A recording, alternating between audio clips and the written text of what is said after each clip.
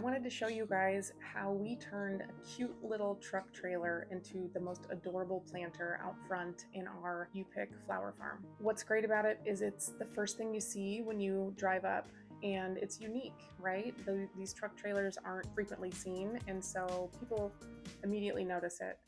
And what we have discovered is it's nice to give it a variety of perennials as well as colorful annuals to really give it that pop.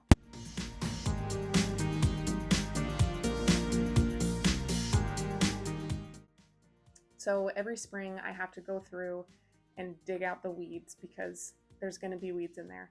First, I just loosen around anything that's really tough to get out. This year I had some big grass clumps to get out of there. Loosen around it, and then I try to keep as much soil in there as possible just because soil is expensive. Next, we're going to get a variety of heights for these flowers. Some of them in the back include some catmint, which is a perennial, and it comes back really strong every year. In fact, it's kind of out of control, so I'm not shy when I hack it back.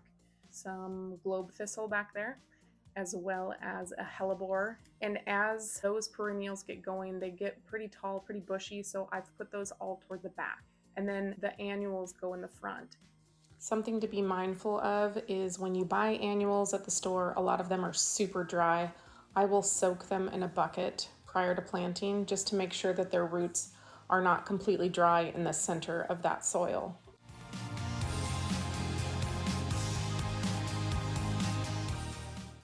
Now I get different heights for my annuals so that we can make sure you can see all of the color. This year I've got pansies up front, petunias, snapdragons, and some other fun things. I like a colorful flower bed, but you can choose if you want to have kind of complementary colors. I just go for the whole rainbow, and I found that people really love it.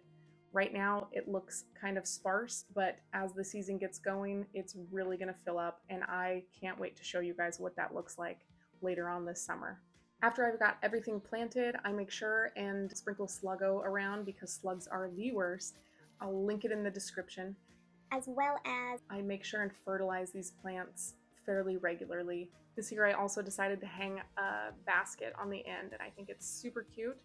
This area gets mostly full sun, but some of the plants toward the back get more shade, especially when it's closer to the winter time, which means that hellebore in there is really happy in the winter. And then it's beautiful even now that it's May and the flowers are done blooming, but they still look great. For more tips on how to make your garden gorgeous year round, be sure to follow and ask me any questions. What do you have growing right now?